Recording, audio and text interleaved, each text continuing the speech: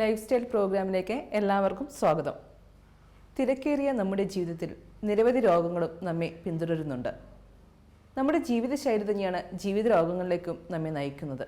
നമ്മോടൊപ്പം ജീവിതശൈലി രോഗങ്ങളെക്കുറിച്ച് പഠിക്കുകയും പഠിപ്പിക്കുകയും ചെയ്യുന്ന ഡോക്ടർ ജാക്ലിൻ മൈക്കിളാണ് നമ്മോടൊപ്പം ഉള്ളത്. ഡോക്ടർ, നമ്മളിന്ന് പറയാറുണ്ട് ഏറ്റവും കൂടുതൽ പാരൻസാണ് ഏറ്റവും കൂടുതൽ സ്ട്രെസ് അനുഭവിക്കുന്നത്. പക്ഷേ ശരിക്കും പറഞ്ഞാൽ പാരൻസിനേക്കാളും കൂടുതൽ സ്ട്രെസ് അനുഭവിക്കുന്ന കുട്ടികളാണെന്ന് തന്നെയാണ് ഞാൻ മനസ്സിലാക്കിയെടുത്തോളം, അല്ലെങ്കിൽ പൊതുവേ ആയിട്ടുള്ള നമുക്ക് കണ്ടുവരുന്നൊരു കാര്യം തന്നെയാണ്. വെച്ചിട്ടുണ്ടെങ്കിൽ ഏറ്റവും കൂടുതൽ കുട്ടികൾ പല രീതിയിൽ സ്ട്രെസ് അനുഭവിക്കുന്നുണ്ട്. ഒന്നിനെ രാവിലെ തൊട്ട് അവർ വൈകിട്ടൊരു ഷെഡ്യൂൾ വരെ നോക്കിയിട്ടുണ്ടെങ്കിൽ ഏറ്റവും ഭയങ്കര ഒരു ടൈറ്റ് ഷെഡ്യൂൾ തന്നെ കുട്ടികളെ കൊടുക്കുന്നത്. കുട്ടികളൊരു പാക്കേജ് പോലെയാണ് ഇപ്പോൾ പഠിപ്പിക്കാൻ വേണ്ടി എല്ലാം ചെയ്യുന്നത്. അവർ അനുഭവിക്കുന്ന സ്ട്രെസ്സ് അതിന് നമുക്ക് എങ്ങനെ ഒരു ഓവർകം ചെയ്യാൻ അവർക്ക് സാധിക്കും, അല്ലെങ്കിൽ എന്തായിരിക്കും പാരൻസിനോട് കുട്ടികൾക്ക് വേണ്ടി നിങ്ങൾ ഇനി കുറച്ച് കാര്യങ്ങൾ പാരൻസിനോട് കൊടുക്കാൻ പറ്റുന്നതായിരിക്കും? ശരിയാ, നമ്മൾ കേൾക്കുന്നുണ്ട് ഇപ്പോൾ പല കുട്ടികളും സമ്മർദ്ദത്തിൻ്റെ അല്ലെങ്കിൽ സ്ട്രെസ്സിൻ്റെ ആധിക്യത്താൽ അവർ സൂയിസൈഡ് വരെ ചെയ്യുന്ന കഥകൾ വളരെ സാഡായാലും വളരെ കേൾക്കുമ്പോൾ തന്നെ നമുക്ക് ഭയങ്കര വിഷമം തോന്നാറുണ്ട്. കുഞ്ഞുങ്ങൾക്ക് എങ്ങനെ തോന്നുന്നില്ല, എങ്ങനെ അവർ ആ ഒരു അവസ്ഥയിലേക്ക് അവരെത്തിച്ചേരുന്നു അല്ലേ? അപ്പോൾ നമ്മളത് ശരിക്കും ഗാഢമായിട്ട് ചിന്തിക്കേണ്ട ഒരു വിഷയമാണ് കുഞ്ഞുങ്ങളുടെ സ്ട്രെസ്സിൻ്റെ കാര്യം. അപ്പം ഒരു കാര്യം പറയാം, നമ്മുടെ വീട്ടിൻ്റെ അന്തരീക്ഷത്തിൽ നമ്മുടെ കുഞ്ഞുങ്ങൾ കുടുംബത്തിൻ്റെ അന്തരീക്ഷത്തിൽ കുഞ്ഞുങ്ങളിൽ അത് അവർക്ക് സ്ട്രെസ് ഉണ്ടെന്നോ ഇല്ലെന്നോ ഒന്നും ചിലപ്പോൾ നമുക്ക് തോന്നും നമ്മുടെ പിള്ളേർ ഒട്ടും സ്ട്രെസ്സില്ല, ഭയങ്കര ഹാപ്പിയാണ് അങ്ങനെ.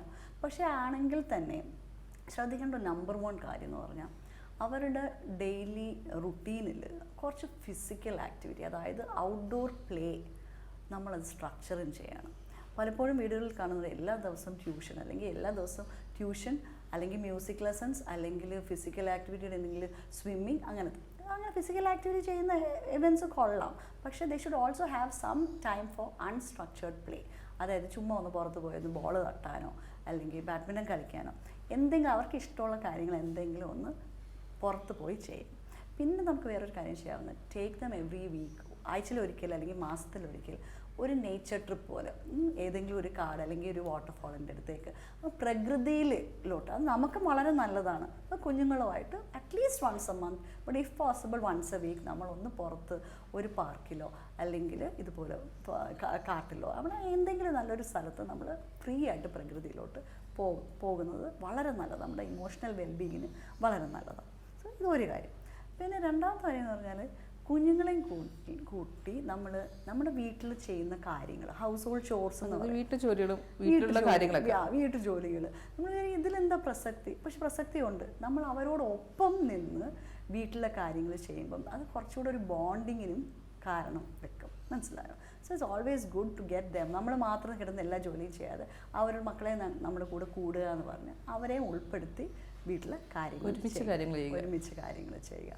പിന്നെ സുപ്രധാനമായിട്ട് ഉള്ള വേറൊരു കാര്യം എന്ന് പറഞ്ഞാൽ ഇറ്റ് ഈസ് ആക്ച്വലി ലിസണിങ്. അവരെ ശ്രദ്ധിക്കുക, കേൾക്കുക, ആ ശ്രവണം.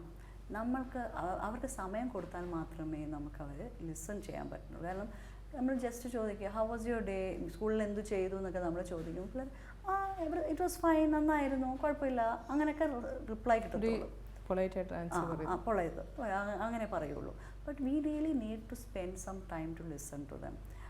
മേ ബി കുറച്ച് സ്നാക്സിൻ്റെ പുറത്ത് അല്ലെങ്കിൽ അവർക്ക് ഭക്ഷണം കൊടുക്കുന്ന സമയത്ത് അല്ലെങ്കിൽ അത്താഴത്തിൻ്റെ സമയത്ത് മേശയ്ക്ക് ചുറ്റും ഇരുന്ന് വിശദമായിട്ട് സ്കൂളിൽ എന്ത് സംഭവിച്ചു, കാര്യങ്ങളൊക്കെ എങ്ങനെ പോകുന്നു, ഇതൊക്കെ ഫാമിലിയായിട്ട് നമ്മൾ ഡിസ്കസ് ചെയ്ത് തമാശ പറഞ്ഞ് കുറച്ച് സമയം റിലാക്സ് ചെയ്ത് മൊബൈൽ ഫോണിൻ്റെയും മറ്റ് ഡിവൈസസൊക്കെ മാറ്റി വെച്ചുകൊണ്ട് നമുക്ക് സ്പെൻഡ് ചെയ്യാൻ സാധിക്കണം. ഈ 3 കാര്യങ്ങൾ കുറച്ച് സ്ട്രെസ്സിനൊക്കെ നമുക്ക് കൺട്രോൾ ചെയ്യാൻ സാധിക്കും.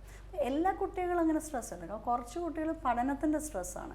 അതും പാരൻസ് ഒന്ന് ശ്രദ്ധിക്കേണ്ട കാര്യമാണ്. കാരണം നമ്മളുടെ ഒരു ട്രോഫി അല്ലെങ്കിൽ പാരൻസിൻ്റെ ഒരു ഐഡൻറ്റിറ്റി ഇഷ്യൂ ആവരുത് കുഞ്ഞുങ്ങളുടെ മാർക്ക്. മനസ്സിലായോ? അല്ലെങ്കിൽ കുഞ്ഞുങ്ങൾക്ക് എൻട്രൻസ് ചെയ്ത് ഇതിന് കിട്ടുക അതിന് കിട്ടുക നമുക്കൊരു അഭിമാനത്തിൻ്റെ ഒരു കാര്യമായി തീരരുത്. ഏത് കുഞ്ഞിനും അവൻ്റെ ജീവിതാന്തസ്സ് തിരഞ്ഞെടുക്കാനുള്ള സ്വാതന്ത്ര്യമുണ്ട്. നമുക്ക് ഓപ്ഷൻസ് കൊടുക്കാം. അവരുടെ താല്പര്യവും കഴിവിനനുസരിച്ച് അവരെ വഴിതെളിച്ചു വിടും. കാരണം ഇപ്പം ഒത്തിരി മെഡിസിനും എഞ്ചിനീയറിംഗ് അല്ലാതെ ധാരാളം ഓക്കുപേഷൻസ് ഉണ്ട് മോഡേൺ വേൾഡിൽ. മെഡിസിൻ എഞ്ചിനീയറിംഗ് മാത്രമാണ് പോകുന്നത്. അപ്പോൾ എഞ്ചിനീയറിംഗിൽ തന്നെ there are so many different branches. അപ്പം നമ്മളെപ്പോഴും എന്ത് പ്രൊഫഷൻ, എന്ത് ജോലി ചെയ്യാനുള്ള എബിലിറ്റി അല്ലെങ്കിൽ ടാലൻസ് ആണ് എൻ്റെ കുഞ്ഞിനുള്ളത്. ആ ടാലൻസിനനുസരിച്ചുള്ള ഒരു പഠന പ്രോഗ്രാമാണ് ആ കുഞ്ഞുങ്ങൾക്ക് ആവശ്യം.